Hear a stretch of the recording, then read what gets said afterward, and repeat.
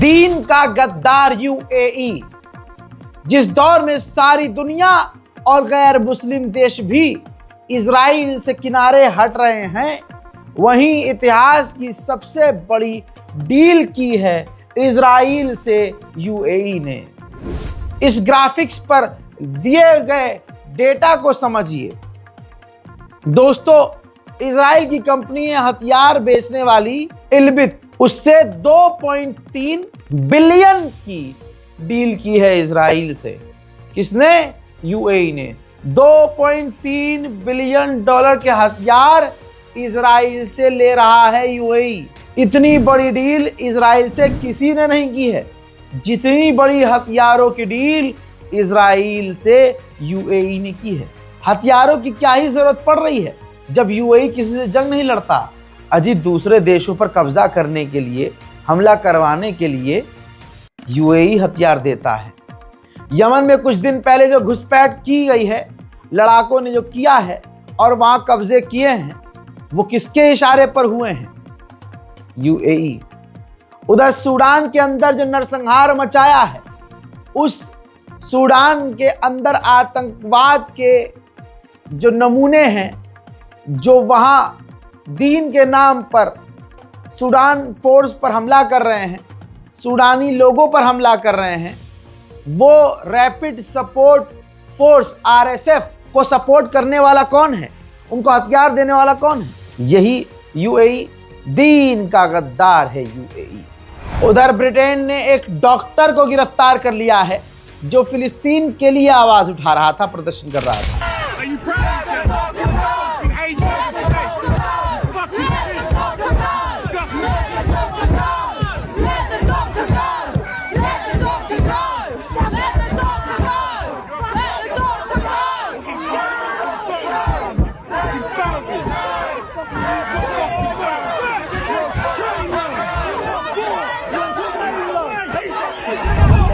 Gaza के हालात में आपको बता रहा था, लेकिन किसी के कान पर जू नहीं रेंगी। हजरात, ये देखिए, तूफान से अब गाजा के लोगों के टेंट उड़ रहे हैं, लेकिन मजाल है कि कोई गाजा की मदद के लिए आगे आए। मैं लगातार कई दिन से ये दिखा रहा था कि भैया देखो गजा के हालात कितने बुरे हैं, हमें आगे आना चाहिए, गाजा वालों की मदद करनी चाहिए। हजरात, देखिए हाल क्या है। अल्लाह अकबर। और कैसे दिखाऊं, कैसे बताऊं? ये बारकोड बार बार आपके सामने रखा गया कि देखिए, अब अगर कोई 1-1 रुपया कर रहा होगा तो ठीक है, 1-1 रुपया मदद दीजिए, लेकिन कम से कम 2 लाख लोग भी 1-1 रुपया दे, तब 2 लाख रुपए हो गए ना भाई। बहुत मुश्किल है मदद पहुंचाना। मैं 5-6 हज़ार में क्या भेजूंगा उनको? तवज्जो है। तो कौम पता नहीं कितना मतलब मुर्दा हो रही है। खैर, मैं आगे कुछ नहीं बोलूंगा। इस बारकोड का इस्तेमाल कीजिएगा ताकि गाजा में हम ज़रूरत की चीज़ें भेज सकें, खाना पानी कम से कम गजा के लोगों को पहुंचा सके। इस स्कैन का इस्तेमाल कीजिएगा। स्कैनर काम ना करे तो बैंक अकाउंट डिटेल इस स्कैनर के नीचे IFSC कोड समेत लिखा हुआ है। उधर पाकिस्तान के आर्मी चीफ अमेरिका पहुंचने वाले हैं, डोनाल्ड ट्रंप से मुलाकात करेंगे। कहा जा रहा है कि पाकिस्तान बहुत जल्द अमेरिका से बात करके गजा के अंदर पाकिस्तान की फौज तैनात करने की तैयारी में है। वहीं इजराइल ने एक बार फिर से गाजा में सीज फायर को तोड़ दिया है। एक बार फिर जो उसने ताजा हमला किया है, 10 फिलिस्तीनियों की शहादत हो गई है। गजा के गद्दार ग्रुप का इंटरव्यू ये देखिए, इजराइल के एक चैनल ने लिया है। ये वो व्यक्ति है, ये उस ग्रुप का व्यक्ति है जो फिलिस्तीनी ग्रुप है लेकिन इजराइल के लिए काम करता है, जिसे आप मिलिशियास कह सकते हैं। ये मिलिशियास ग्रुप का आतंकी गद्दार फिलिस्तीनी अपने मुंह से इस चैनल पर इस इंटरव्यू में कबूल करता है कि हमारे गहरे ताल्लुकात इजराइल की फौज से हैं और हम डायरेक्ट इजराइल की फौज से जुड़े हुए हैं। वहीं मेरे दोस्तों, कनाडा के 6 लॉ मेकर थे ये, जिनकी तस्वीर है।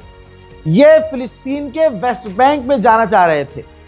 इजराइल ने इन्हें वहां जाने नहीं दिया, रोक दिया, ब्लॉक कर दिया। गाजा के अंदर इजराइल ने पूरी तरह से मदद रोकी हुई है।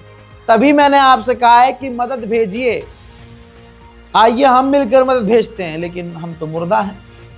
हजरात, यूएन ने खुद कहा है कि गाजा में ठंड के मारे बच्चे मर रहे हैं। एक और बच्चा ठंड से अकड़ कर मारा गया है। दोस्तों, 66 दिन में इजराइल ने 814 मरतबा सीज फायर तोड़ा है। मजाल है अरब देशों ने निंदा की हो और सऊदी अरब ने इजराइल को कुछ कहा हो। 6000 बच्चे गजा में अपंग हुए हैं, मतलब पूरे अपंग हुए हैं, अब वो बेकार हो गए हैं। और 16000 ऐसे बच्चे हैं जिनको इसी वक्त इलाज की जरूरत है। तेज बरसात और तूफान का नतीजा ये है, ये देख लीजिए कि अल शिफा हॉस्पिटल के अंदर भी अब पानी टपक रहा है, हिंदी में बोलूं तो चू रहा है, और बिल्डिंग जर्जर। बरसात, खतरनाक तूफान और फिर जर्जर इमारतें। तस्वीर देखिए, एक बार फिर से गजा में कई सारी इमारतें गिर गई हैं जो जर्जर थी, जिसमें दबकर कई लोगों की मौत हो गई है। हज़रात, इजराइल अमेरिका के ऊपर रोज थूकता है। अब नेतन्याहू ने अपने ताजा बयान में कहा है कि अगर यहूदी ना होते तो अमेरिका ना बनता। अमेरिका को बनाने वाले यहूदी ही थे। I said, Mike, that we are fighting today the battle that the Maccabees fought. They fought for the survival of the Jewish people and the Jewish faith against an enemy that wanted to extinguish us, wipe us out from the face of the earth. We were fighting our battle, but we were also fighting the battle of civilization, because our civilization is based on the Judeo-Christian tradition. And if the Maccabees had failed, there'd be no Judaism. Germany के chancellor ने कहा कि अगर हम और कुछ देश support ना करें इजराइल को, तो इजराइल नहीं बचेगा। Nein, wir unterstützen die israelische Regierung in ihrem Kampf gegen den Terrorismus. Und ich will das auf einen Nenner bringen, Frau Kollegin. Wenn wir und andere den Staat Israel in den letzten Jahrzehnten nicht auch militärisch unterstützt hätten, dann gäbe es diesen Staat Israel heute nicht mehr. Und diesen Weg, den gehen wir nicht. Auch wenn das möglicherweise von denen, die da draußen mit Palästinenserflaggen unterwegs sind, völlig anders gesehen wird. Ich schließe mich einer solchen... गद्दार तो भाई हमारी गर्दन पर बैठे हैं। सोचिए Donald Trump ने कितनी बड़ी बात कही, और ये झूठ बात नहीं है। डोनाल्ड ट्रंप ने कहा लेबनान के अंदर घुसकर हिजबुल्लाह को खत्म करने के लिए कई सारे देश तैयार हैं, और उन देशों में इजराइल नहीं है। इजराइल के अलावा कई दूसरे देश हैं जो हिजबुल्लाह को खत्म करने के लिए लेबनान में घुसने को तैयार है। उधर ट्रंप ने एक तरह से ऐलान कर दिया कि वो यहूदी हैं। एक अमेरिकी सेनेटर ने डोनाल्ड ट्रंप के कंधे पर हाथ रखा और ऐलान किया कि अमेरिका का इतिहास का पहला ये यहूदी राष्ट्रपति है। तो ट्रंप ने कहा, हाँ, ये आपने सही कहा। 6 years ago, I was up here, and I said, "This is our first Jewish president." It's true. Now he's the first Jewish president to serve two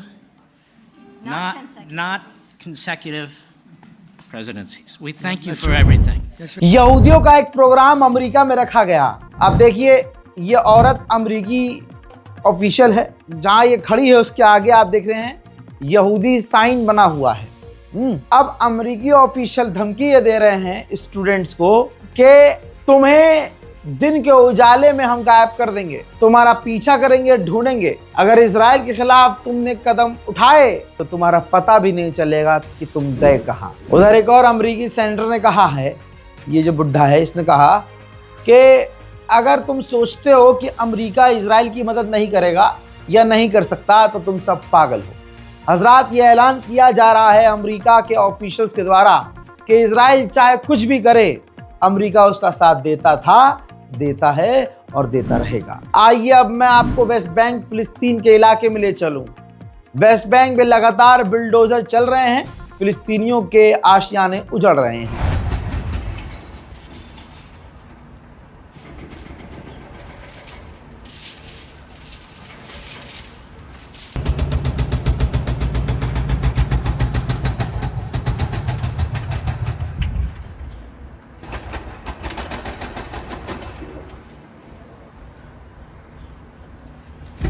उधर इजराइल के जो लोग हैं इसी वेस्ट बैंक में फिलिस्तीनियों के इलाकों में जाकर एक ख़ास भारत में जो समुदाय है उसकी तरह नारेबाजी कर रहे हैं और हुड़दंग मचा रहे हैं।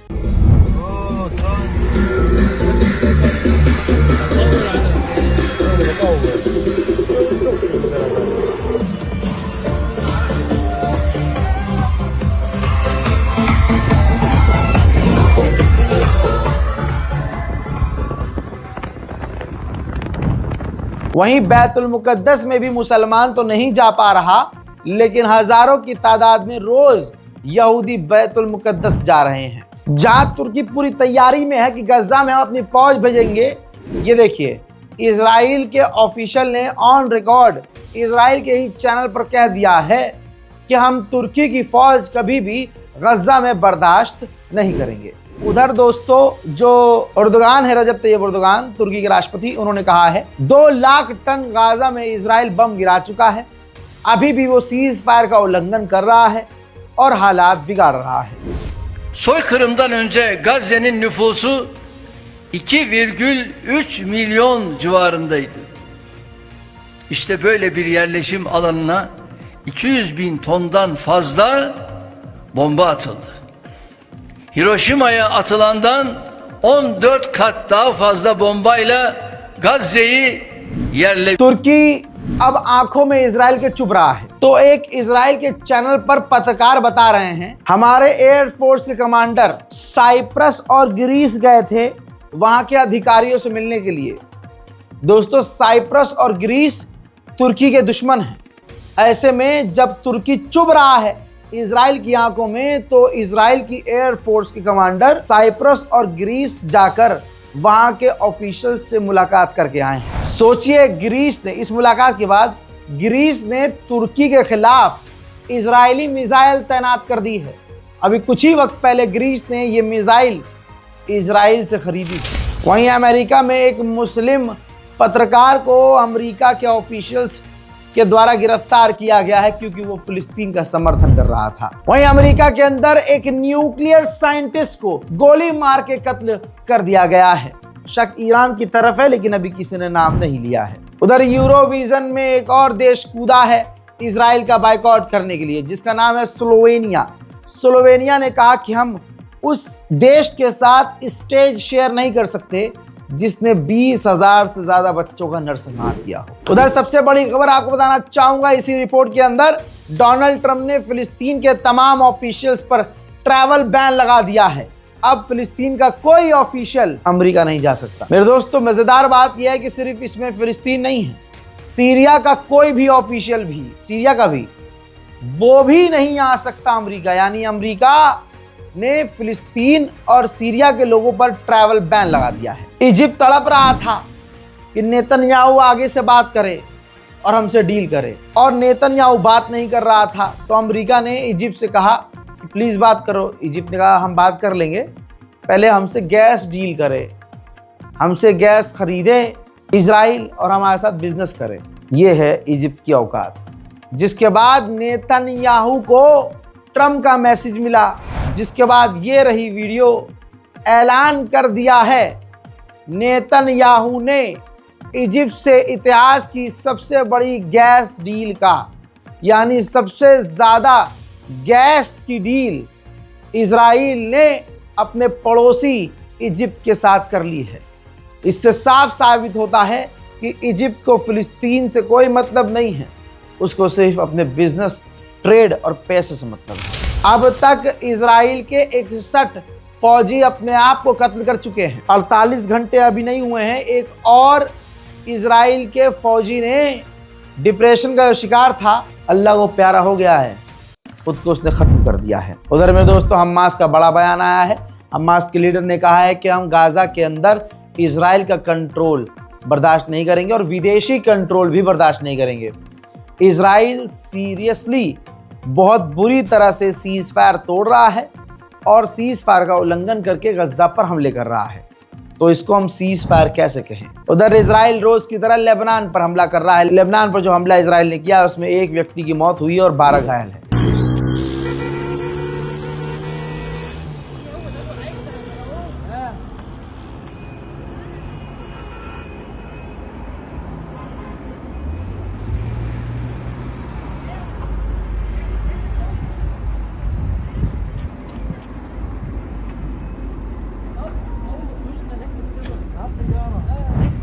हजरात, लेबनान की फौज इजराइल के इशारों पर नाच रही है। इजराइल ने शिकायत करी लेबनान की फौज से कि फलाने कब्रिस्तान में, लेबनान में आपके, हिजबुल्लाह ने हथियार छुपाए हैं। इसके बाद क्या था, लेबनान की फौज बिल्डोजर लेके उस कब्रिस्तान में पहुंच गई। देखिए,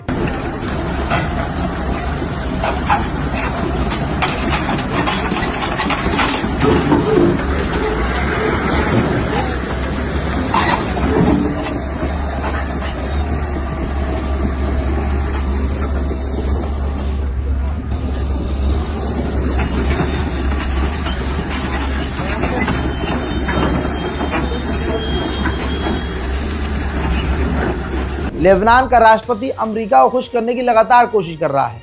लेबनान के विदेश मंत्री ने कहा है कि जो ईरान से बातचीत की जाएगी उसमें सिर्फ उसके हथियार, मिसाइल और ड्रोन की बात ना हो, बल्कि इस मुद्दे पर भी बात की जाए कि वो अपने आसपास के इलाकों में ग्रुप प्रॉक्सीज और आतंकवादियों को सपोर्ट और फंड ना करे। वहीं अमेरिका, फ्रांस और सऊदी फ्रांस की राजधानी पेरिस के अंदर मीटिंग करने वाले हैं इस मुद्दे पर कि इजराइल अब लेबनान पर हमला आगे ना करे। उधर ईरान के राष्ट्रपति पेजेश्कियान ने साफ कहा है कि अमेरिका हमारे सामने ऐसी शर्त रख रहा है जो ह्यूमिलेटिंग है, हम मानेंगे नहीं, हम उसको किसी भी तरह से बर्दाश्त नहीं करेंगे। IAEA ने कहा है बिना ईरान से डील किए तलवार गर्दन पर लटकी रहेगी। ईरान के पास 400 किलोग्राम अभी भी यूरेनियम है, लिहाजा ईरान बताए कि वो यूरेनियम कहाँ है। उधर कनाडा ने भी अमेरिका को खुश करते हुए ईरान के 4 ऑफिशियल्स पर पाबंदी लगा दी है। ईरान के विदेश मंत्री ने रिपीट किया है कि अमेरिका के हमलों में हमारी न्यूक्लियर साइट्स डैमेज तो हुई हैं, लेकिन तबाह नहीं हुई, वो बिल्कुल सही और सालिम है और वर्किंग है। हजरात, ये तस्वीर देखिए, ईरान के विदेश मंत्री और रूस के ऑफिशियल्स दोनों ही साइन कर रहे हैं डॉक्यूमेंट पर। कहा जा रहा है कि दोनों के बीच हथियारों की और डिफेंस की और इंटेलिजेंस की बड़ी और ख़ास डील हो गई है। वहीं रशिया के डिप्टी प्राइम मिनिस्टर आए थे, ये देखिए, ईरान, जहां उन्होंने ईरान के डिप्टी प्राइम मिनिस्टर और सिक्योरिटी हेड से मुलाकात की है।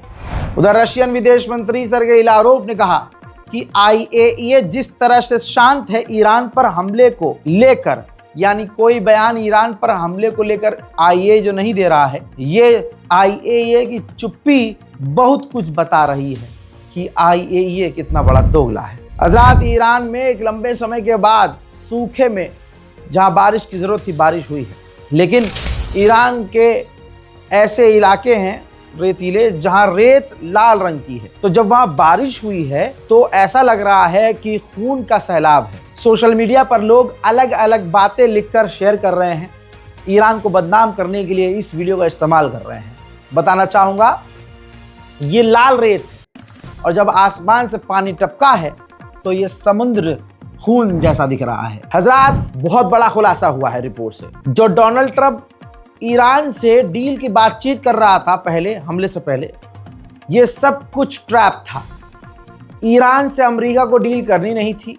डोनाल्ड ट्रंप ने ईरान को बातचीत में फंसाया था। मोसाद ने 100 से ज़्यादा ईरान के अंदर ही ईरान के गद्दारों को हथियार दिए थे जो मोसाद के लिए काम कर रहे थे। ये 12 डेज वॉर पूरी तरह से प्लान किया गया था, लेकिन पूरी प्लानिंग फेल हुई और ईरान ने इजराइल का वो हश्र किया कि इजराइल इस वक्त अरब देशों से, ईरान से कहलवा रहा है कि हम जंग नहीं चाहते। मोसाद के चीफ ने कहा है, इन तमाम चीज़ों के बावजूद ईरान ने परमाणु हासिल करने की तलब नहीं छोड़ी है। ईरान अभी भी मिसाइलें बना रहा है। ईरान का वो जो इरादा है इजराइल को ख़त्म करने का, अभी भी ईरान का वो इरादा बदला नहीं है।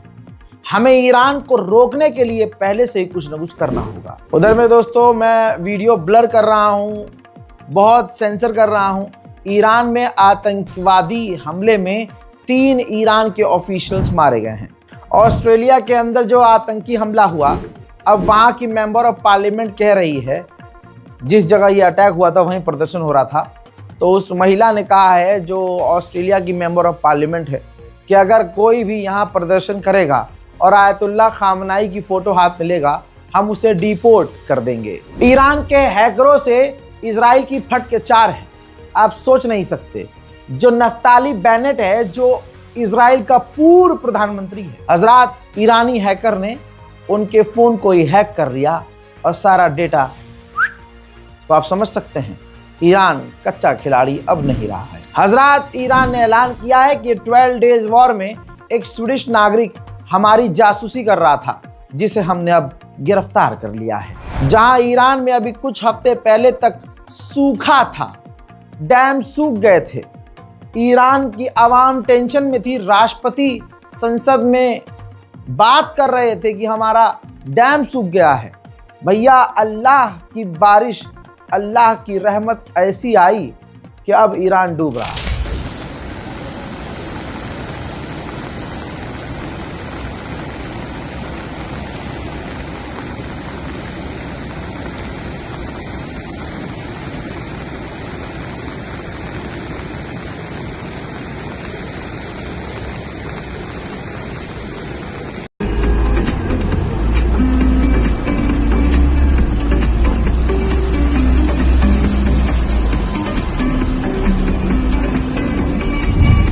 हजरात, गाजा की मदद करने के लिए दिल में जिगर हो तो इस स्कैनर का इस्तेमाल कर लीजिएगा। स्कैनर काम ना करे, नियत अगर मदद करने की होगी तो बार कोड के नीचे बैंक अकाउंट डिटेल भी है। अकाउंट होल्डर नाम आएगा अली रजा, बैंक अकाउंट नंबर और IFSC कोड आपको नजर आ रहा है। बैंक होगा कोटक महिंद्रा। तो अगर आप मदद करना चाहते हैं तो आगे आइए, मदद कीजिए, इस रिपोर्ट को शेयर कीजिए, अपनी दुआओं में मुझे याद रखिए। जय हिंद।